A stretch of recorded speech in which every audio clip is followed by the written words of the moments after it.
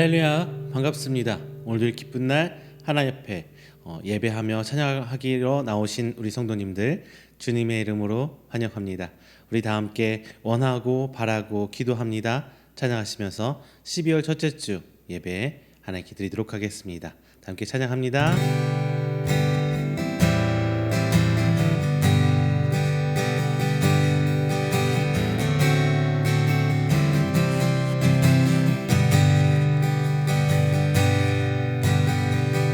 세상을 살아가는 동안에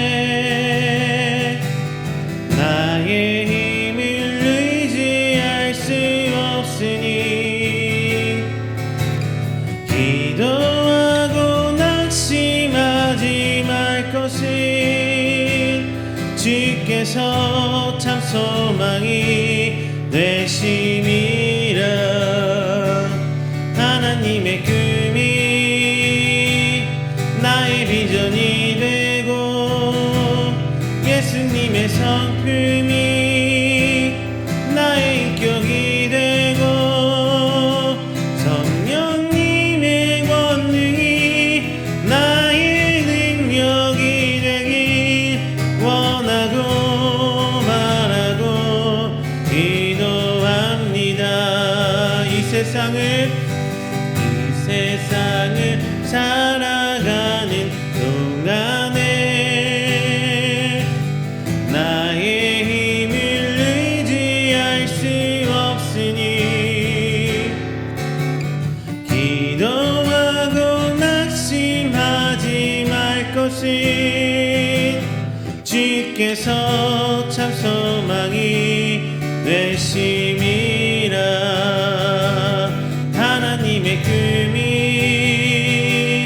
나의 비전이 되고 예수님의 성품이 나의 인격이 되고 성령님의 권능이 나의 능력이 되길 원하고 바라고 기도합니다.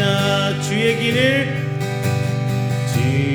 길을 걸어가는 동안에 세상에 것 의지할 수 없으니 감사하고 낙심하지 말 것은 주께서 참 기쁨이 되심이라. 하나님의 꿈이 나의 비전이 되고 예수님의 성품이 나의 인격이 되고 성령님의 권능이 나의 능력이 되길 원하고 바라고 기도합니다. 할렐루야. 이 시간 우리 다 함께 오늘 우리가 함께 드리는 예배를 위해서 기도하는 시간 갖도록 하겠습니다. 주님, 비록 내가 바라보는 곳이 주님과 바라보는 그곳은 아닐 수 있지만 오늘 이 시간에 통하여 우리가 주님 바라보는 그곳에 있게 하여 주시옵소서. 또한 오늘 이 예배가 내가 하나님의 그 형상을 회복하고 하나님을 기쁨으로 찬양하며 오직 주의 선택받은 자로서 하나님의 백성 그리고 예수 그리스도의 제자로서 올바른 모습을 갖춰가도록 해주시옵소서라고 기도합니다.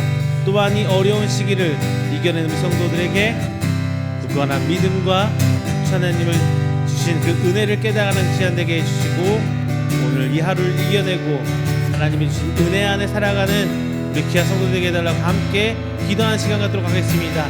다 함께 기도합니다. 사랑 은혜가 충만하신 내 주 영원한 아버지 감사 영광 돌립니다. 하나님의 귀한 택받은 자들도 우리 자리에 나와 주님을 찬양하고 주님을 예배합니다. 이 시간 통하여 하나님의 나아간 성도들 그의 믿음과 그의 삶을 통하여 영광 받아주시고 오직 주를 향한 저들의 삶이 하나님의 올바른 발걸음을 옮길 수 있도록 주님 인도하여 주시옵소서. 우리 삶 속의 곳곳에 하나님의 은혜가 미치고 있고 우리 삶의 끝을 바꿔주신 그 하나님의 은혜를 통해 저희 나가고 있건만 여전히 우리는 세상 속에 살고 있기에 하나님 죄 가운데 있었음을 이 시간 고백합니다. 주님 아버지, 우리의 삶이 주님을 향해 하나님을 향해 닮아가는 우리 성도들 삶이 될 수 있도록 도와주시고 오직 하나님의 성령의 인도하심 따라 순종하고 나아가는 저희들에게 인도하여 주시옵소서. 말씀을 사모하고 찬양하길 원하고 주 앞에 이렇게 다가가는 우리 성도들의 그 믿음 수양 인도하여 주시옵시고 오직 주 하나님께 나아가고자 하는 그 성도들의 믿음과 마음을 통하여 하나님께서 저희를 인도하여 주시며 오직 주께서 약속하신 그 땅을 향해 한 걸음 한 걸음 내딛는 우리 성도들 수도 주님 아버지 붙들어 주시옵소서. 또한 오늘 하루를 살아가며 어려움과 힘듦을 가지고 눈물로 살아가는 성도들이 있습니다. 하나님 그 성도들 위해 위로하여 주시옵시고 치료의 손길 새 힘을 더하여 입혀 주시사 저들이 더욱더 주님 앞에 나아갈 수 있도록 하나님 아버지 인도하여 주시옵소서.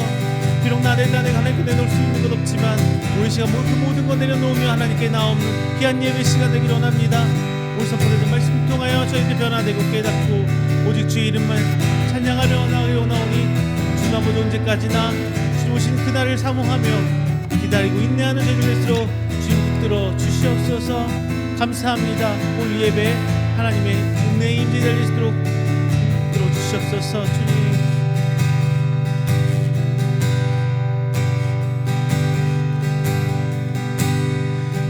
세상이 당신을 모른다 하여도 주님인 그 일이 마음에 새겼네.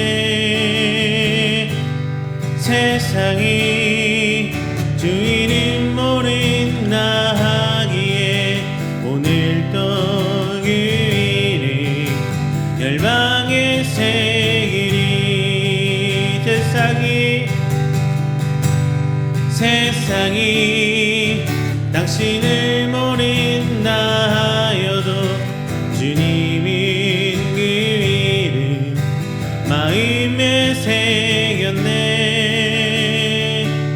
세상이 주 이름 모른다 하기에 오늘도 그 이름 열방에 새기리. 땅의 모든 끝이 땅의 모든 끝이 주께 돌아오게 되리.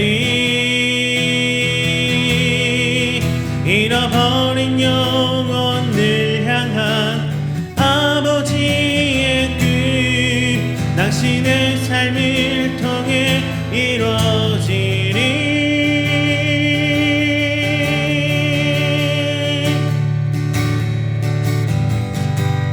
세상이 당신을 모른다 하여도 주님인 그 이름 마음에 새겼네.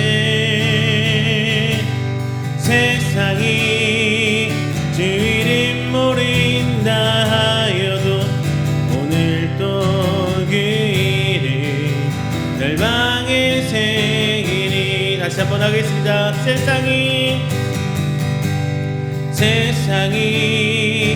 당신을 모른다 하여도 주님인 그 이름 마음에 새겼네. 세상이 주님 하기에 오늘도 그 이름 열방에 새기리. 땅의 모든 끝이 땅의 모든 끝이 주께 돌아오게 되리.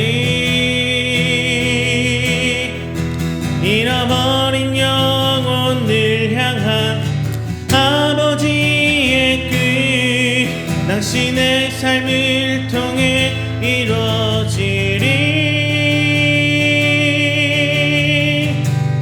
세상이 당신을 모른다 하여도 주님인 그 이름 마음에 새기리.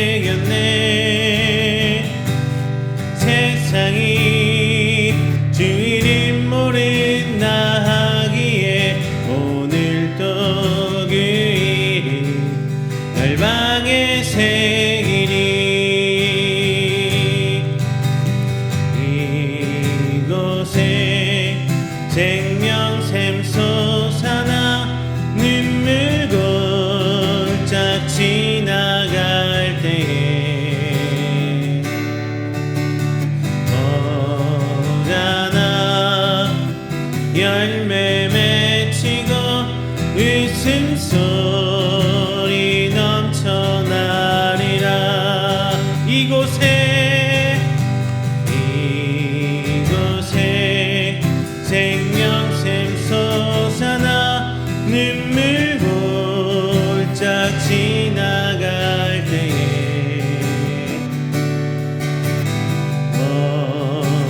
어자나 열매 맺히고 웃음소리 넘쳐나리라. 꽃들도 구름도 바람도 넓은 바다도 찬양하라 찬양하라 예수를. 하늘을 울리며 노래해 나의 영혼아. 은혜의 주 은혜의 주 은혜의 주.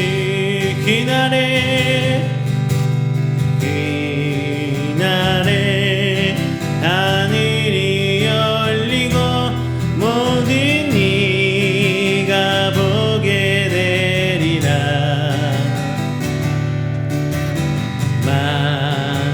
마침내 꽃들이 피고 영광의 주가 오시리라.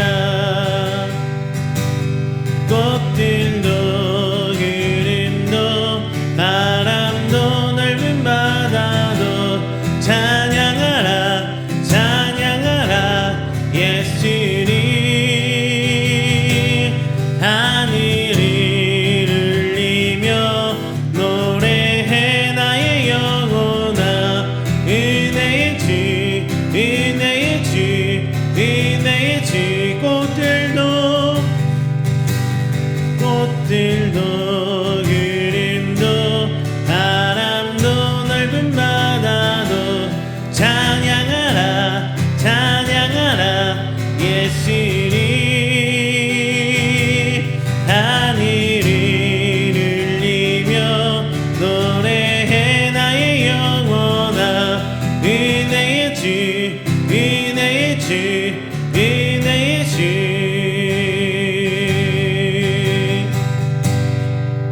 할렐루야. 우리가 함께 드리는 이 귀한 예배를 위해서 조용하게 기도하며 준비하는 시간 갖도록 하겠습니다. 다 함께 기도합니다.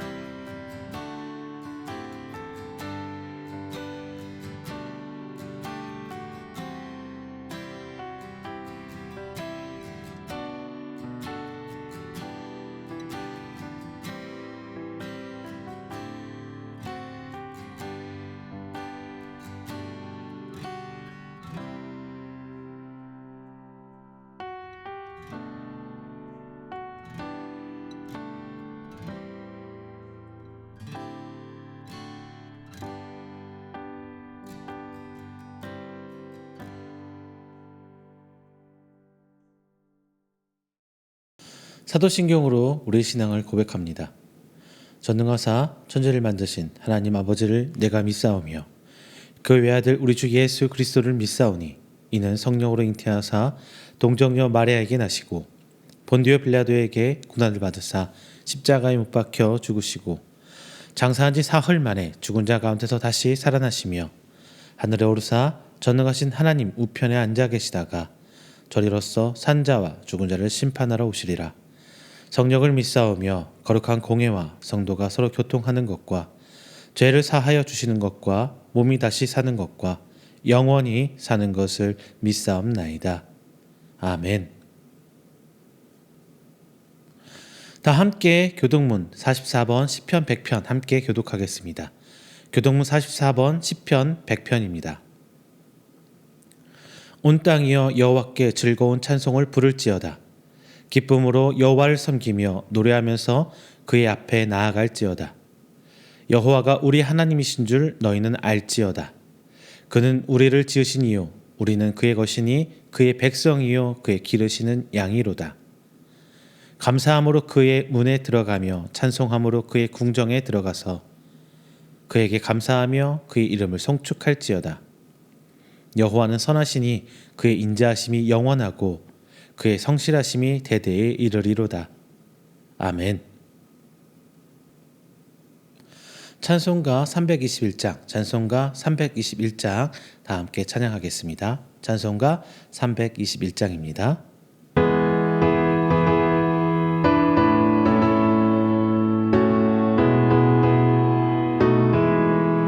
날 대속하신 예수께 내 생명 모두 드리니 늘 진실하게 하소서. 내 구주 예수여 나 구주 위에 살리라. 내 기쁨 한량 없으리. 내 갈 길 인도하소서. 내 구주 예수여 날 구원하신 예수를 일평생 의지하오니 날 영접하여 주소서.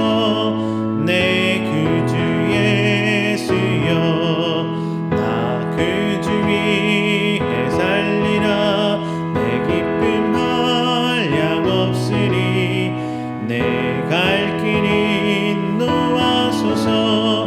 내 구주 예수여 주 십자가에 달리사 날 자유하게 했으니 내 몸과 마음을 주 위해 다스리게 하소서. 나 구주 위에 살리라. 내 기쁨 한량 없으니 내 갈 길 인도하소서. 내 구주 예수여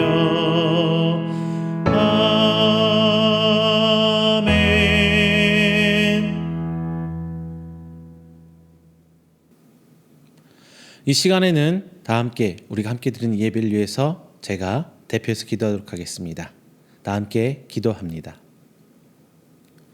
사랑과 은혜가 충만하신 우리 주 하나님 아버지, 먼저 우리를 택하시고 불러주셔서 하나님이 자녀가 되게 하시고 오늘 귀한 날 맞이함에 나와 하나님께 예배 드리게 해주심에 감사 영광 돌립니다.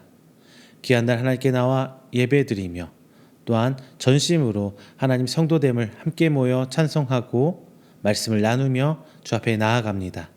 오늘 이 시간 붙들어 주시사 오직 하나님의 은혜의 임재 자리가 해주시옵시고 비록 다른 시간 다른 장소에 모여 예배 드리지만 하나님 하늘을 여시고 우리가 드리는 그 때와 장소가 하나님의 귀한 은혜의 임재가 될 자리가 될 수 있도록 하나님 아버지 붙들어 주시옵소서. 이 시간에는 저희들 한 주일간 삶을 돌아봅니다. 주님, 귀한 말씀 들고도 온전히 서지 못했고 기도 생활도 하지 못했고 하나님을 생각하며 하나님이 내게 주신 것들을 돌아보지 못했음을 이 시간 고백합니다. 주님, 그 모든 것들 하나님 앞에 다 내려놓고 회개하고 변화되는 시간 되길 간절히 사모하며 오늘 이 시간 나왔습니다. 비록 내 믿음 부족하지만 오직 하나님의 전적인 그 은혜로 오늘 시간 나아오며 하나님을 향해 한 걸음 한 걸음 떼갑니다. 주님 붙들어 주시사 하나님의 은혜로 저희들이 말씀 받을 때 변화되고 하나님 앞에 회개하며 하나님의 성도로 주님 바라보시는 그곳을 향해 한 걸음 한 걸음 떼나아가는 우리 귀한 성도들 될 수 있도록 하나님 붙들어 주시옵소서. 우리가 세상에 속해 있기에 너무나 쉽게 세상과 타협하고 좌절하고 주저앉을 때가 많이 있습니다. 그때마다 주님 잊지 않게 해주시고 아무리 힘들고 어려울지라도 주님 이름 붙들고 어떠한 유혹과 어떠한 갈등 상황 속에서도 하나님 잊지 않으며 저희들 살아가길 간절히 소망합니다. 주님 그때마다 하나님의 그 간섭하심 저희들이 깨닫게 하시고 우리 뒤에 여호와 하나님께서 든든히 서 계심을 알게 하셔서 매주 새롭게 하심을 체험하는 귀한 축제의 예배 가운데 나와 하나님께 예배드리게 하여 주시옵소서. 오늘 그 예배 시간입니다. 말씀 들을 때 주님께서 함께 하시사 성령님의 지혜로 깨닫게 하시고 우리가 회개하여 변화할 수 있는 귀한 시간 되길 간절히 원합니다. 이 말씀이 저희들의 삶을 변화시키고 하나님의 귀한 그 사역을 하나님의 구원의 원대한 사역을 알 수 있는 표대가 되는 말씀 되게 해주셔서 오늘 말씀 들으며 나눌 때 하나님께서 깨닫게 하는 성령의 역사하심이 오직 이 시간 우리에게 임하여 주시옵소서. 세상이 너무나 힘들어 갑니다.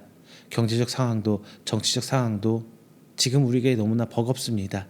하지만 주님 이름 붙들고 나아가기에 오늘 이음교회가 있고 하나님 나라가 오늘 이것부터 시작됩니다. 오직 하나님 은혜에 붙들고 나아갈 수 있는 귀한 우리 이음교회가 될 수 있도록 하나님 아버지 붙들어 주시옵소서. 또한 어려움을 겪고 있는 우리 성도들 주님께서 보살펴 주시고 그의 삶 가운데 하나님의 그 손길 느끼게 해주시옵소서. 그래야 그 성도들 굳건히 주님 붙들고 다시 일어남에 하나님 앞에 모여 찬송하고 예배하는 그 귀한 성도 될 수 있도록 인도하여 주시옵소서. 오늘 시간 예배 시작합니다. 주님 함께 하시사 오직 하나님의 영광만 드러날 수 있는 귀한 예배 시간 될 수 있도록 주님 인도하여 주시옵소서. 이 모든 말씀 살아계 많으신 예수님 이름으로 기도드립니다. 아멘. 오늘 함께 은혜 나누실 말씀은 에베소서 1장 3절부터 14절까지 말씀입니다. 에베소서 1장 3절부터 14절까지 말씀 제가 가진 성경으로 신약 310페이지입니다. 다 함께 찾으셔서 한 목소리로 봉독합니다. 찬송하리로다. 하나님 곧 우리 주 예수 그리스도의 아버지께서 그리스도 안에서 하늘에 속한 모든 신성한 복을 우리에게 주시되 곧 창세전에 그리스도 안에서 우리를 택하사 우리로 사랑 안에서 그 앞에 거룩하고 흠이 없게 하시려고 그 기쁘신 뜻대로 우리를 예정하사 예수 그리스도로 말미암아 자기의 아들들이 되게 하셨으니 이는 그가 사랑하시는 자 안에서 우리에게 거저 주시는 바 그의 은혜의 영광을 찬송하게 하려는 것이라. 우리는 그리스도 안에서 그의 은혜의 풍성함을 따라 그의 피로 말미암아 속량 곧 죄사함을 받았느니라. 이는 그가 모든 지혜와 총명을 우리에게 넘치게 하사 그 뜻의 비밀을 우리에게 알리신 것이요 그의 기뻐하심을 따라 그리스도 안에서 때가 찬 경륜을 위하여 예정하신 것이니 하늘에 있는 것이나 땅에 있는 것이 다 그리스도 안에서 통일되게 하려 하심이라. 모든 일을 그의 뜻의 결정대로 일하시는 이의 계획을 따라 우리가 예정을 입어 그 안에서 기업이 되었으니 이는 우리가 그리스도 안에서 전부터 바라던 그의 영광의 찬송이 되게 하려 하심이라. 그 안에서 너희도 진리의 말씀 곧 너희의 구원의 복음을 듣고 그 안에서 또한 믿어 약속의 성령으로 인치심을 받았으니 이는 우리 기업의 보증이 되사 그 얻으신 것을 속량하시고 그의 영광을 찬송하게 하려 하심이라. 아멘. 할렐루야, 반갑습니다. 지난 한 주간도 하나님 은혜 가운데 평안하셨습니까? 신앙생활 하면서 참 많이 우리 듣기도 하고 우리가 하는 말 중에 하나가 하나님의 예정하심이다. 하나님께서 미리 준비하셨다. 이런 말입니다. 이 말은 하나님께서 계획하신 그 뜻하신 대로 우리가 이끌려 간다. 혹은 하나님께서 우리를 이끌어 주신다는 말씀입니다. 저도 물론 신학 공부하기 전에 신학을 안 하려고요. 좀 방황도 하고 도망가 보려고도 했습니다. 그래서 일반적인 삶을 살기 위해서, 목회자가 아닌 삶을 살기 위해서 좀 방황하던, 힘들게 도망다니던 시절이 있었어요. 물론 몇 해 그래 봤지만 결국 하나님의 부르심 따라 제가 앉아 있는 곳은 신학교 신대원 교실 강의실이었고, 그리고 지금 목회자가 되어서 여러분 앞에 서서 이렇게 말씀을 전하고 있습니다. 그런데 참 재미있는 것은요, 제가 목회자가 되었다고 해서, 그리고 지금 사역을 하고 있다고 해서 제 삶이 이전과 뭔가 송두리째 바뀌는 것은 아니더라고요. 제 생각과 기존에 제가 가지고 오던 생각과 가치관과 그런 부분들 쉽게 변하지 않았습니다. 하지만 그 가치관들 변하지 않았을지라도 그 평가하는 기준은 조금씩 저를 바꿔놓고 있었습니다. 물론 제가 그랬다는 거예요. 제가 여러분 다 그렇다는 얘기는 아니고 제가 그랬다는 얘기입니다. 살면서 물론 목회자가 되었다고 해서 전도사가 되고 강도사가 되고 목사가 되었다고 해서 죄를 안 짓는 거 아니에요. 죄를 짓기도 하고 나쁜 마음을 먹기도 하고 다 여러분과 똑같이 살아가고 있어요. 그런데 제 모습은 결국 어떤 모습이었냐? 결국은 하나님 앞에 무릎 꿇고 회개하고 있었습니다. 물론 회개했더라도 또 죄에 지을 수도 있을 수도 있고, 또 새로운 죄, 이전에 생각지도 않았던 죄를 또 지을 수도 있어요. 하지만 그 매번 제가 가진 모습은요, 하나님 앞에 다시금 회개하고 있는 모습이었습니다. 그러면서 저는 이렇게 생각했습니다. 결국 이 모든 것은 하나님이 예정하신 대로 흘러가고 있구나. 우리는 하나님의 섭리에 따라 살아갈 수밖에 없구나. 이런 생각했습니다. 여러분 없었습니까? 여러분 혹시 저랑 비슷한 경험이 있지는 않으십니까? 혹은 이런 생각을 갖고 있지는 않으십니까? 물론 비슷한 경험은 분명히 한 번씩은 있을 거예요. 나의 의지와 선택과 관해서 그렇게 되지 않을 경우 하나님의 예정과 섭리라는 것이 저희 생각나지 않으십니까? 혹은 우리 삶에서 이 과정에서 나 어쩔 수 없어 이렇게 해야 되는가 봐 하는 어떤 핑곗거리가 되고 있지는 않으십니까? 그런데 반면에 말이죠, 반대 의견도 분명히 있을 수 있어요. 그러면 내 자유는 뭔데? 내가 선택하고 할 수 있는 건 도대체 무엇인데? 이런 질문 여러분 혹시 하고 계십니까? 하나님의 주권을 인정하면서도 하나님 백성으로 믿음의 생활을 살고 있지만서 하면서도 예정이라는 것은 참 이해하기 힘든 건데, 왜냐하면 이 예정이라는 것은 우리 인간의 자유의지를 인정하지 않는 것처럼 보이거나 소위 말하는 자유의지라는, 하나님께서 우리에게 주셨던 그 자유의지라는 것과 상충되게 보이기 때문입니다. 저도 목회자고 공부를 했지만 우리 인간으로서는요, 저는 그렇게 생각해요. 물론 논리적으로 설명하는 교수님들도 계시고 여러 가지 신학적인 책들도 분명히 있습니다만, 저 같은 경우는요, 아무리 그런 책을 봐도 예정하심과 자유의지 사이에서 충돌은 정말 어쩔 수가 없는 것 같아요. 여러분도 이 숙제를 어떻게 해결하실 수 있는 방법이 있으시겠어요? 저는 다 이해가 안 돼요. 지금도요. 다만 분명한 것은요, 우리 인간은 온전히 자유하다는 것입니다. 제 삶에 있어서 하나님께서는 단 한 번도 제 의지와 상관없이 강압적으로 저를 이끌어내신 적은 분명히 없어요. 물론 그 과정에서 주어진 환경이 제가 어쩔 수 없이 선택할 수 없게끔 만든 적은 분명히 있었습니다. 하지만 결국 그때 그 과정 하나하나가 다 저의 선택이었습니다. 인간의 자유의지가 하나님의 예정 안에서 어떻게 작용하고 있는지 정확히 알 수는 없습니다. 그런데 오늘 본문에서 바울은 철저하게 하나님의 영역에 속해 있는 그 예정이라는 것을 이야기하고 있습니다. 오늘 이것이 바로 오늘 여러분과 나오고 싶은 은혜에 관한, 하나님의 구원의 그 첫 번째 시작이 은혜에 관한 이야기를 말씀드리고자 합니다. 자, 인간은 온전히 자유하지만 자유롭다고 무엇이든지 다 할 수 있는 것은 아닙니다. 자유의지는 능력이라는 제한을 받아요. 아무리 제가 날지 말라고 말하지 않습니다. 너 날면 안 돼. 너 하늘을 날면 안 돼. 절대 날면 안 돼. 그렇게 말하진 않아요. 그런데 저는 하늘을 마음대로 날 수가 없어요. 여기서 내가 날 수 없다는 것은 자유의지의 어떤 선택의 문제가 아니라 능력의 문제라는 거예요. 아담과 하와의 죄로 인해 타락한 인간이 스스로의 능력과 선택으로 다시 하나님의 자녀가 된다는 것은 자신들의 능력 밖의 일이었습니다.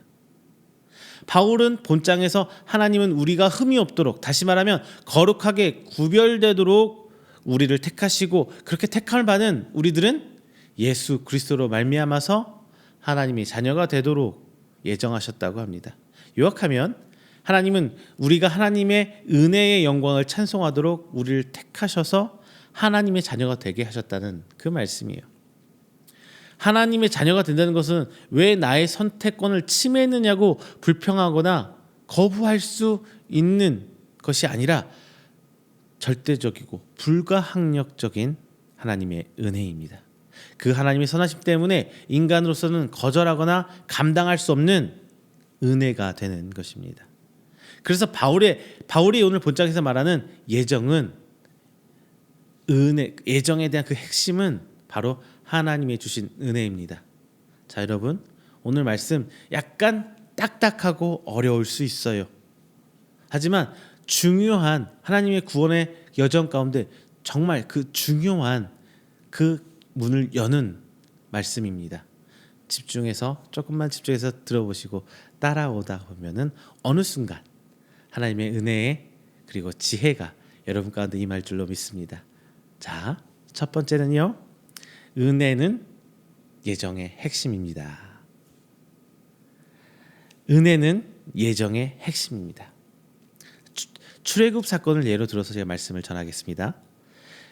이스라엘이 이제 애굽에서 나와서 광야로 들어가기 전에 바로가 군대를 이끌고 이스라엘을 뒤쫓아 왔습니다. 그런데 홍해가 앞을 꽉 가로막으면서 이스라엘 백성이 이제 진퇴양난에 처했어요. 그 상황에서 그들이 가장 절실하게 원했던 것은 바로의 손에 죽는 것이 아니라 바로 우리를 가로막고 있는 홍해라는 이 문제를 건너가는 것이었어요. 만일 그들에게 배가 있거나 물 위로 걸어갈 수 있는 능력이 있는데 못 가게 막고 붙잡아 준다면 명백히 자유의지의 침해이고 방해입니다.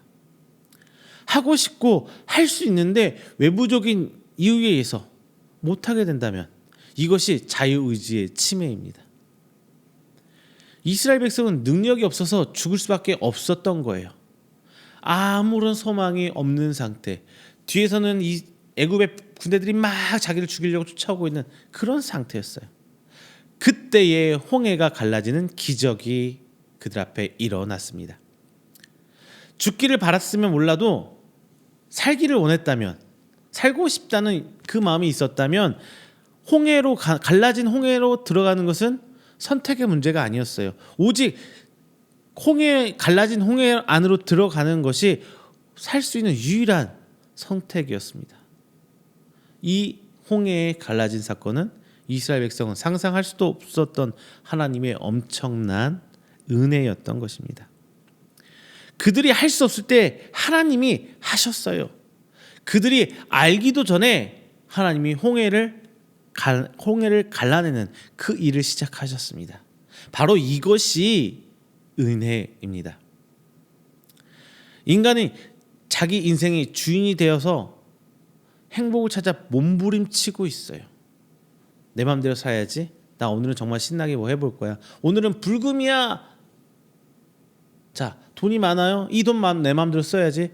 차도 좋은 걸 바꿔보고 옷도 좋은 거 입어보고 우리 자식들에게 좋은 거 좋은 환경 다 대줘보고 다 갖출 것 갖춘 데서 행복하게 살아야지.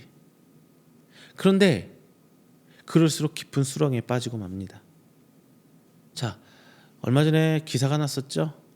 재벌 3세들이 마약에 빠진 연루된 사건이 기사에 났던 적이 있어요. 그들이 부족한 게 있었던가요? 없었던 게 있는가요? 세상에 그 누구보다 정말 잘 누리고 살았을 텐데 그들은 마약에 빠져서 죄의 구렁텅 위로 헤어날 수 없는 곳으로 빠져들어고 말았던 거예요. 자, 우리 인간이 그랬어요. 하나님 앞에 내 맘대로 내 뜻대로 살아봐야지 하고 어떻게든 살아보려고 하는데 우리는 점점 죄악의 구렁텅이에 빠졌던 거예요. 그런데 하나님이 이런 우리를 불쌍히 여겨주셨어요. 그리고 그들을 구원하기 위해서 하나님의 아들 독생자 예수 그리스도를 보내서 인도해 주셨습니다. 인간은 상상도 할 수 없었던 방법이에요. 여기서 알 수 있는 것은 예정은 심판의 교리가 아니라 은혜의 교리라는 거예요. 예정은 하나님이 미리 태초부터 예정한 그 사람들만 구원받으시고 나머지는 다 마지막 때 심판받아야 되는 이 심판을 위한 교리가 아니라 다 죽을 수밖에 없는데 하나님의 손길을 내민 그 은혜의 이야기입니다. 예정은 인생의 현상을 분석하고 심판하고 정죄하는 것이 아니라 고난 중에 있는 성도들을 위로하기 위한 그 은혜입니다. 물론 예정 안에는 고민해야 될 것이 분명히 존재하긴 해요. 하지만 본질적이고 핵심적인 것은 바로 하나님의 선택은 무조건적인 은혜라는 것이에요. 오늘 본장에서는 극심한 고난 중에 있던 에베소 교회 교인들에게 바울이 하고 싶었던 말이 바로 그 주제일 거예요. 많은 유혹과 시험이 있음에도 불구하고 자신들의 믿음을 지키면서 예수 그리스도의 제자로 살고자 했던 성도들에게 바울은 무슨 말을 하고 싶었던 것일까요? 담대함보다는 두려움이 앞서고 시간이 지날수록 성숙해지기보다는 오히려 소심해지는 것 같고 갈수록 자신이 없어져서 불안해하는 그 교인들에게 사도 바울이 하고 싶었던 말은 과연 무엇이었을까요? 그런 절박한 상황에서 치열하게 믿음을 지키며 살아가려는 그 성도들에게 바울이 가장 하고 싶었던 말은 바로 이 예정입니다. 제가 본문의 상황을 좀 쉽게 각색해 보겠습니다. 하나님이 여러분을 택하셨어요. 여러분이 하나님을 알기 전에 하나님이 먼저 여러분을 택하시고 너는 내 것이라고 하셨습니다. 우리가 하나님을 택한 것이 아니라 하나님이 먼저 우리를 택하셨던 거예요. 이것은 우리로 하여금 예수 안에 거하도록 하신 하나님의 은혜입니다. 하나님이 그렇게 택하시면 우리로 은혜와 영광을 찬송하도록 하기 위해서입니다. 그러니 어떠한 경우에도 낙심하지 말고 주의 은혜를 붙들고 살아가야 합니다. 이게 바울의 메시지의 핵심이에요. 비록 우리가 형편없어 보이고 아무것도 없어 보이지만 세상의 유혹에서 헤어나지 못하고 자꾸 넘어지고 이런 상황이지만 정말 내가 구원 받은 사람 맞을까? 이렇게 의심하고 하나님 앞에 부끄럽기만 한 우리가 구원받았다 하면서도 제자의 모습으로 살 수 없는 바로 그 우리를 하나님의 자녀가 되도록 하기 위해서 창세전에 하나님께서는 택해 주셨습니다. 그래서 우리는 지금도 앞으로도 하나님의 자녀인 것입니다. 그래서 예정은 하나님이 하셨다라고 말하는 거예요. 바로 예정과 하나님의 선택, 하나님의 은혜, 이것은 한마디로 말하면 하나님께서 베푸신 은혜입니다. 자, 그 두 번째로 넘어가면 이제 우리는 예수 그리스도의 피로 죄 사함을 받았습니다. 본장에서 바울은 우리가 예수 그리스도의 피로 말미암아 속량 곧 죄 사함을 받았다라고 이야기합니다. 참고로 어떤 분들은 이 피에 어떤 특별한 능력이 있는 것처럼 이야기를 해요. 하지만 이 피는 어떤 문학적인 글을 위한 혹은 어떤 전달하기 위한 표현일 뿐이에요. 이 피는 단지 예수님의 죽음을 의미하는 것입니다. 예수님의 흘리신 그 피 자체에 어떤 죄를 사한 효력이 있는 것도 피를 통해서 깨끗하게 하는 신비한 능력이 있는 거 아니에요. 아니에요. 예수님을 채찍질하던 병사에게 예수님의 피가 튀었지만 어때요? 그가 회개했나요? 그가 어떻게 변화했나요? 아니죠. 그렇게 튄 피는 아무 의미가 없었어요. 다시 말해 예수 그리스도의 보혈로 죄 사함을 받았다는 말은 예수 그리스도의 죽음이 우리의 죄를 용서받을 수 있게 해 주셨다는 말입니다. 성경은 이것을 구속 혹은 속량이라는 단어로 표현하고 있어요. 자, 값을 지불하고 사다 혹은 값을 지불하고 사서 자유하게 하다라는 의미의 이 속량은 지금 현대를 살아가는 우리들에게 좀 생소한 단어긴 해요. 잘 쓰는 단어 아니잖아요. 옛날에 오래된 단어예요. 그래서 지금 우리 사회에서는 누군가를 위해 내가 대신 대가를 지불해서 자유하게 있는 이런 제도가 자체가 없잖아요. 모두가 다 자유인이고 민주주의 대한민국의 국민이에요. 똑같아요. 하지만 성경이 쓰여지던 그 옛날에는 유대인이나 헬라인에게나 그 속량이라는 단어는 아주 피부로 와닿는 아주 생생한 단어였습니다. 값을 지불하고 노예를 사서 그 노예를 자유하게 해준다는 것은 해주는 것을 속량을 설명하는 경우가 많아요. 그런데 같은 의미이지만 저는 좀 다른 예를 들어볼게요. 구약에는 속량이라는 단어는 노예뿐 아니라 동물, 짐승들한테도 사용을 했어요. 그리고 그 시대에는 노예나 짐승이나 좀 다를 바가 없는 상황이었잖아요. 그런데 율법에 보면 이런 거 있어요. 집에서 기르던 동물이 이웃집 사람을 죽이면 그 동물은 반드시 죽었어야 돼요. 그 동물을 죽이지 않으면 그 동물의 주인을 죽일 수도 있었으며 모든 경우에는 동물을 죽였지만 하지만 그 동물을 너무나 사랑한 주인은 어떻게 했어요? 그 죽은 사람이 있는 가족을 찾아가서 대신 값을 지불하고 이 동물을 살리는 경우도 있었습니다. 그때 지불하는 값이 구약에서 말하는 구속의 값, 바로 속량입니다. 동물의 값이에요. 동물의 값. 동물의 목숨 값이 바로 속량이라는 거예요. 자, 이 구속의 값을 지불하면 그 동물은 사람을 죽인 죄가 사함받아서 살 수 있게 되는 상황이 됩니다. 그렇다면 예수님은 누구에게 그 값을 지불한 거예요?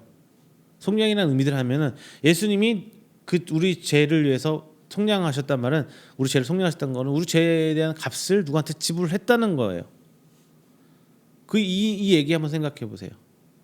물론 어떤 사람은 개종 이럴 수 있어요. 사단에게 지불을 했다 뭐 이렇게 말을 해요. 그런데 이것은 죄에 대해 이해가 부족한 거예요. 우리는 사단한테 죄를 지은 적이 없어요. 그리고 예수님도 사단한테 뭔가 죄값을 지불해야 할 이유가 하나도 없습니다. 우리는 하나님께 죄를 지은 거죠. 사단이 우리의 주인이 된 것이 아니라 우리 스스로 주인이 되고자 해서 하나님을 거부한 거예요. 우리가 사단에 속했습니까? 아니죠. 사단은 우리를 거두려고 하는 게 아니에요. 그냥 하나님 품에서 뺏어서 너가 주인해 이 말 하고 싶은 거거든요. 아직 예수님을 영접하지 못한 사람은 하나님 대신에 사단을 섬기고 있는 것도 아니에요. 뭐 예수 안 믿는다고 다 그 악마 추종자, 사단 추종자, 뭐 이상한 이교 이런 건가요? 아니죠. 대부분 사람들은 사단 아니라 자기 스스로를 주인으로 만들고 있는 거예요. 사단은 성경에서 자신을 섬기라고 말한 적이 없어요. 사단의 목적은 자기 자신의 나라를 세우려는 게 아니라 하나님 나라를 파괴하고자 하는 거예요. 스스로 주인이 되어서 불행을 자초한 인간들에게 하나님의 인도하심, 하나님의 자녀가 되는 것, 하나님의 공의를 만족시키기 위해서 예수 그리스도께서 대신 그 죄값으로 죽임을 당한 겁니다. 그래서 이건 말도 안 되고 터무니없는 이야기예요. 단순히 죄인을 불쌍히 여기셔서 죽어준 게 아니에요. 하나님이 자신을 적대한 죄인을 불쌍히 여겨서 스스로 죽었다는 거예요. 정확히 말하면 스스로 죽었다는 표현 좀 아니고요. 스스로 죽임을 당한 거죠. 앞서서 성령이란 사람을 죽인 짐승을 구하기 위해서 지불한 값이라고 제가 말씀드렸습니다. 구속의 은혜란 말로 다 할 수 없이 엄청난 것인데 그것을 한낱 동물을 살리기 위해서 동물을 살기 위한 값에 비유했다고 그 속의 은혜를 가볍게 만드는 건 아닙니다. 사실 그 반대예요. 예수님의 그 구속 사역이 말도 안 되는 비현실적으로 들리는 이유는 바로 이 사건이 마치 그 짐승을 구속하기 위해서 주인이 대신 죽었다라고 말하는 것이기 때문이에요. 제가 말씀 앞서서 드렸죠. 주인이 짐승이 사람을 죽인 짐승을 죽이지 않으면 그 주인이 대신 죽을 수도 있었다고 말씀드렸어요. 구약 시대 때는. 그러니까 짐승 때문에 주인이 대신 죽음을 당한 거예요. 이 짐승을 살리려고. 여러분 이 황당한 이야기를 믿을 수 있으십니까? 만약에 예수님이 우리를 위해서 죽었다는 건 다 그래 알았어 이렇게 말할 수 있겠지만 옆집 개가 사람을 죽였는데 이 개 안 죽이려고 그 주인이 대신 가서 맞아 죽었대. 말도 안 되는 소리잖아요. 이런 말도 안 되는 이야기에서 여러분 공의라는 것을 느끼십니까? 지금 제가 하는 비유 어떻게 이렇게 보면 여러분께 와 닿고 계십니까? 이런 어떻게 보면 미친 짓이죠. 미친 짓이 도저히 이해할 수도 없고 용납할 수도 없을 때 비로소 하나님의 마음을 느낄 수 있는 거예요. 예수님 십자가에 못 박혀 죽으신 사건이 또 정신 나간 미친 짓으로 보일 때 하나님의 사랑이 무엇인지 알 수 있는 거예요. 이런 말도 안 되는 일이라고 말할 수 있을 때 비로소 예수님 앞에서 누구도 자기의 행위나 공적을 감히 자랑하거나 의롭게 여길 수가 없을 겁니다. 그래도 내가 주를 위해서 많이 충성하고 헌신했기 때문에 하나님이 나를 소홀하게 대할 수 없을 것이라는 이런 생각, 내가 하나님께 40일 작적 기도를 했기 때문에 하나님은 무시할 수 없고 우리의 기도를 들어주실 거야. 내가 이렇게 살았기 때문에 하나님 나를 잘 살게 해주실 거야. 복받게 해주실 거야. 이런 말도 안 되는 상상이 되는 거죠. 우리가 받은 은혜는 그냥 감동스럽고 아름다운 이런 이야기는 아닙니다. 예수님이 죄인을 위해 죽었다는 말에서 이건 미친 짓이야. 이건 너무 황당하고 말도 안 되는 이야기야. 라고 말할 수 있을 때 이 무조건적인 사랑의 은혜가 무엇인지 조금이나마 이해할 수 있을 것입니다. 바로 나는 죄인입니다. 나를 떠나서 감당할 수 없나이다. 성경에 나온 이야기죠. 바로 이렇게 얘기가 나올 수밖에 없는 거예요. 요즘은 은혜를 말할 때 값없이 주신 은혜를 강조하고 감당할 수 없는 죄인에게 주어진 은혜는 강조하고 있지는 않아요. 우리가 받은 그 값없이 주신 은혜는 우리의 입장이 아니라 하나님 입장에서 말하는 거지. 우리 입장에서는 감당하기도 벅찬 은혜라는 것을 우리는 분명히 알아야 합니다. 이제 은혜의 과정에서 성령님이 등장합니다. 성령님께서 인치시고 보증을 세워 주십니다. 세 번째, 은혜는 성령 하나님께서 인치시고 보증한다는 거예요. 여러분 성령 받으셨습니까? 성령 받았습니까? 라는 질문을 받으면서 가장 먼저 은사나 체험, 기타 등등이 떠오를 수도 있어요.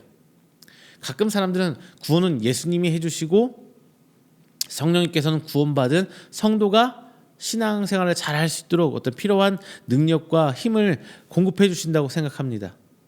특별히 은혜를 사모하고 간절히 기도하는 사람에게는 성령님께서 능력을 주신다고 생각하시는 분들도 있을 것 같아요. 그렇게 생각하신다면 구원을 받고도 성령을 못 받을 수 있는 상황이 발생해요.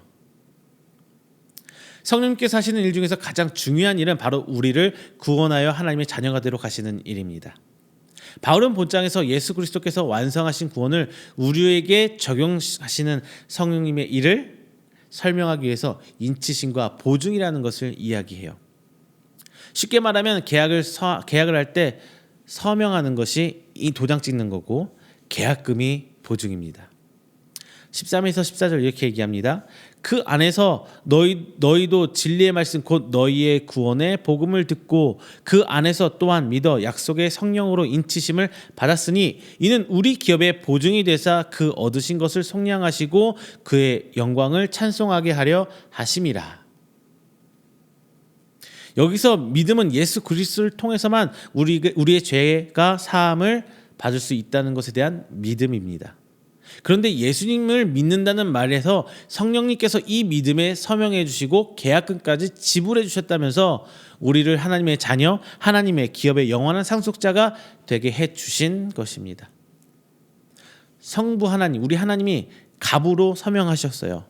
성령 하나님께서 을로 서명을 해주시면서 계약금까지 내어주신 거예요. 이것이 성령님께서 하시는 가장 중요한 일입니다. 그러니까 구원은 성삼위 하나님 안에서 삼위의 하나님이 서로 약속하시고 행하신 거예요. 서로 약속하시고 행하신 거예요. 하나님께서 서명하시고 예수님께서 피값을 돈을 내어주시고 성령님께서 계약금 내준 거예요.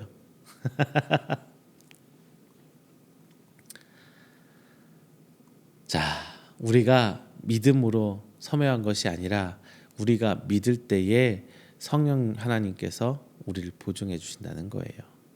구원은 전적으로 우리의 어떤 몫이 아니에요. 우리의 선택도 아니고요. 우리가 무엇을 했기 때문에 주는 것도 아니에요. 전적으로 하나님께서 하신 일입니다. 구원의 확신도 자신의 주관적인 믿음의 상태 때문이 아니라 성령님께서 보증해 주셨다는, 보증이 되었다는 사실에서 비롯된 것이에요. 우리는 보통 열정적으로 뜨겁게 신앙생활하는 사람들은 다 성령 받고 성령의 능력으로 일하고 있는 줄로 생각합니다. 하지만 비전 혹은 사명이라는 주의 일이라는 미명하에 자기의 야망, 자기 스스로의 만족, 자기 열심이라는 것으로 드러나기도 합니다. 그리고 이런 일들이 교회가 분열되고 갈라지고 싸움의 원흉이 되기도 하죠. 여러분 분명히 직접 경험하신 분들도 있을 거고 들어서 하시는 분들도 있을 거예요. 구원의 확신이란 내가 얼마나 확실하게 믿고 있는가에서 오는 것이 아니고 성령님께서 하신 일이라고 고백해야 되는 거예요. 그런데 구원의 확신이 정죄와 분열의 기준이 되어간다는 거예요. 구원은 하나님께서 하신 일이기에 겸손하게 다른 사람을 섬기면서 이방인과 유대인 종과 자유인을 하나로 만들어야 하는데 마치 내 결단과 나의 헌신으로 천국 한 구역을 분양받아서 자기 스스로 만족하고 살아가는, 자기 만족을 위해 살아가는 사람이 되어버리는 거예요. 원래 행위가 아닌 믿음으로 구원하심은 아무도 자랑하지 못하게 하려는 것인데 사람은 자기의 믿음과 신앙의 행위를 자랑하고 있습니다. 아무도 구원의 확신을 가질 수 없으니 마지막까지 구원받지 못할지 모른다는 두려움으로 여러분 살라는 말은 아니에요. 구원의 확신이 있다고 말해서도 안 된다는 것 또한 아닙니다. 다만 구원의 확신을 말하려면 하나님께서 하셨습니다. 우리는 이렇게 구원뿐만 아니라 우리의 신앙생활은 다 이렇게 이야기해야 돼요. 하나님께서 하셨습니다. 여러분 목사들이 가장 하는 실수 중에 하나가 이거예요. 목사님 어떻게 부흥하셨어요? 기도밖에 답 없습니다. 기도밖에 답이 없습니다. 오직 기도입니다. 그러면 본인의 기도를 드러내는 상황이 돼요. 저는 이렇게 합니다. 하나님 하셨습니다. 이게 가장 겸손하고 가장 정확한 말이 아닐까요? 내가 이렇게 했더니 하나님께서 이렇게 해주셨습니다. 라는 말은 뭐예요? 내가 했던 행위가 전제가 되고 그것이 답이 되는 거예요. 그런데 아니에요. 하나님께서 하신 거예요. 그거 아니어도 하나님은 우리의 필요를 아시고 우리가 하나님께 오길 기다리고 계신 거예요. 하나님이 하신 거예요. 자, 성도 여러분, 우리가 받은 하나님 가장 큰 은혜는 바로 구원입니다. 이 구원은 내 행위도 아니고 내 주관적인 어떤 믿음으로부터 온 것도 아니에요. 내 믿음을 보신 성령 하나님의 인치심과 보증으로 온 것임을 우리는 분명히 기억해야 합니다. 이것은 위로입니다. 내가 뭘 해서 할 수 있는 구원이라면은 우리는 하나님 믿을 수 있는 사람이 몇이나 될까요? 내 행위로부터 오는 구원이라면 성령님께서 우리를 믿음을 보시고 인치시고 보증해 주셨던 것, 바로 이것이 위로고, 이것으로부터 우리는 바로 은혜를 회복할 수 있는 것입니다. 말씀을 맺겠습니다. 구원은 우리의 행위로부터도 아니고 지적 동의, 어떤 아는 것, 깨달음으로도 아닙니다. 오직 믿음으로만 가능합니다. 다만 이 구원이라는 궁극적인 은혜는, 그리고 하나님이 하신 이 은혜는 우리로부터가 아니라 위로부터입니다. 우리는 인간은 흔들릴 수 있어요. 어떨 때는 우리의 믿음이 거짓된 것처럼 보일 때도 있고, 과연 하나님이 존재하긴 할까라는 이런 생각하고 혼란스러울 때도 있고 의심이 생길 때도 있습니다. 하지만 분명히 기억해야 합니다. 우리가 영원한 기업의 상속자가 된 것은 우리의 어떤 지금의 상태, 나 시험 들었어, 어려워, 믿음이 약해졌나, 이런 상태나 어떤 행위 때문이 아니라 하나님의 전적인 은혜라는 사실을 잊지 말아야 합니다. 반대로 어떨 때는 정말 예수님을 위해서는 죽을 수도 있을 것처럼 마음이 뜨겁고 열심히 생길 때도 분명히 있습니다. 다른 사람들이 모두 이렇게 들어보면 한심해 보일 때도 있어요. 그리고 하나님 나라가 너무나 확실하게 느껴지고 정말 가깝게 느껴질 때가 있을 겁니다. 그때도 기억해야 돼요. 그런 상황에 들어가게 한 것은 확실하고 견고한 우리의 믿음 때문이 아니라 바로 성령님의 보증하심과 인치심 때문이라는 것을 반드시 기억해야 합니다.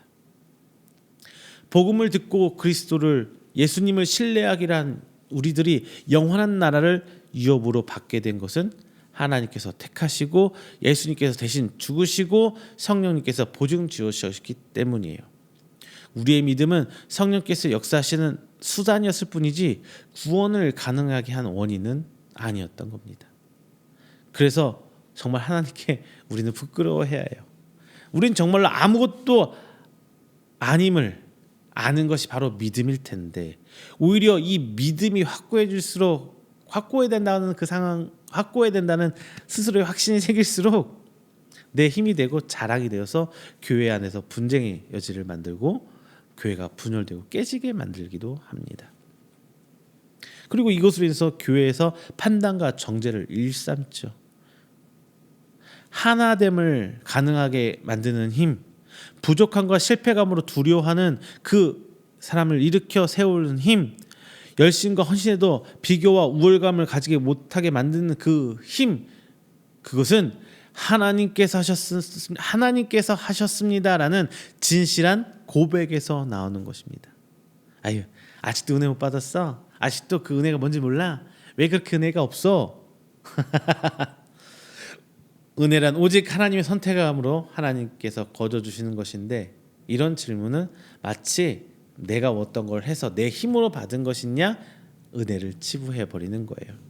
오직 믿음은 우리가 한 일이 아무것도 없다는 것을 고백하는 것입니다. 은혜의 회복은 내가 특별히 무엇을 어떻게 해서 나타나는 효과가 아닙니다. 오직 하나님께서 하셨음을 믿고 고백할 때 비로소 내 안에 은혜가 삼위 하나님의 일하심으로 드러나는 것입니다. 자, 여러분, 오늘 이 말씀을 듣고 성령님이 인도하신 그 지혜 가운데 은혜의 회복을 체험하시는 우리 귀한 이음교회 성도 여러분, 그리고 각 처소에서 함께 말씀 나누시고 예배드리는 여러분 되시기를 주님의 이름으로 축원합니다. 다 함께 기도하겠습니다. 사랑이 많으신 하나님, 감사합니다. 귀한 함께 말씀 나눴습니다. 하나님께서 우리를 위해서 어떤 대가를 지불하셨는지 오늘 우리가 함께 알게 되었습니다. 하나님, 그 하나님의 은혜로, 전적인 하나님의 은혜로 우리 입술의 고백은 모든 것은 다 하나님이 하셨습니다라는 겸손한 고백을 하길 원합니다.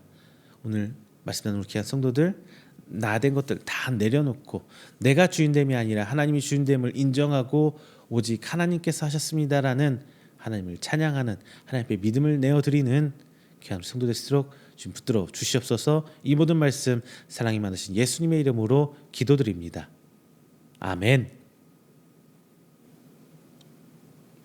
이 시간에는 찬송가 432장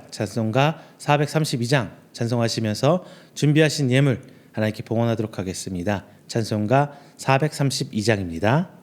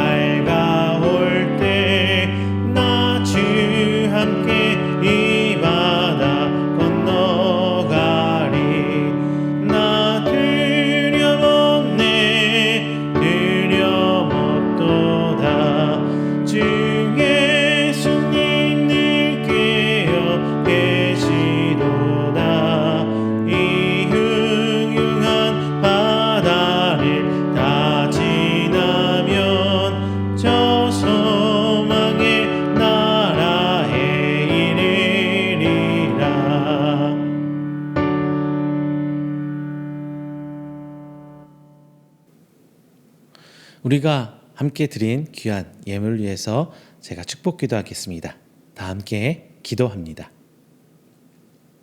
사랑이 많으신 하나님 아버지, 먼저 감사 영광 돌립니다. 귀한 것 주심에 하나님의 은혜로 저희가 먹고 마시며 한 주일간 지내고 오늘 다시 자리 나와 하나님께 예배드립니다.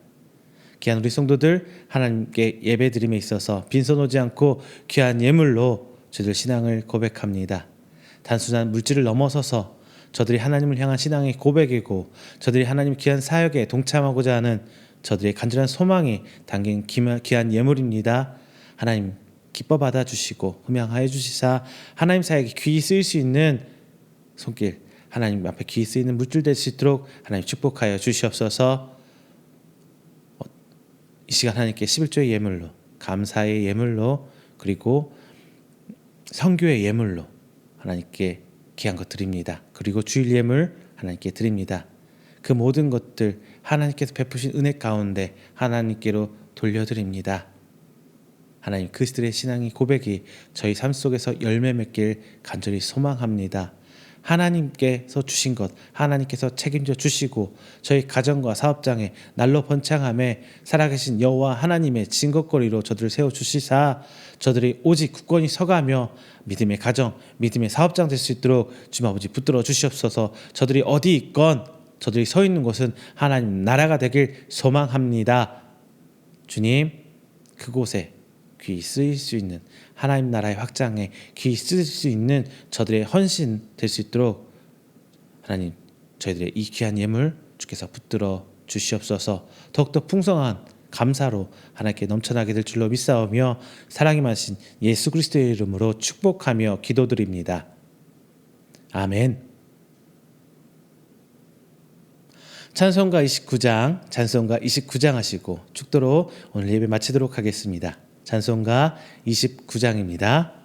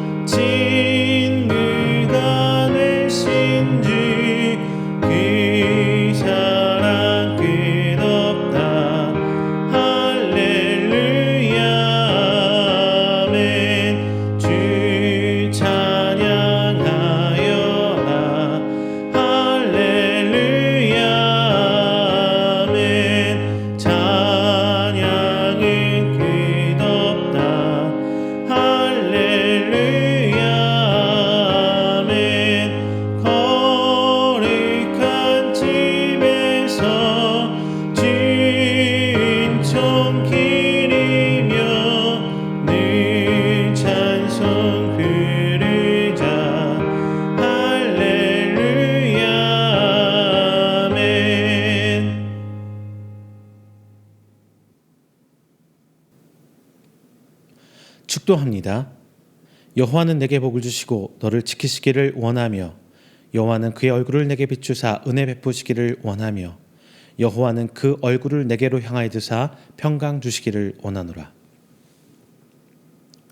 이제는 우리 주 예수 그리스도의 은혜와 하나님의 사랑하심과 성령님의 교통 교제하심이 오늘 이 자리나 하나님께 예배하고 선포된 말씀으로 하여금 저들의 삶 속에 은혜를 사모하고 오직 모든 것은 하나님이 하신 것입니다 라고 고백하기를 원하는 우리 성도들의 머리 위에와 그의 가정과 사업장과 직장 그리고 그가 계획하는 모든 행사 위에 영원토록 함께 있을지어다. 아멘.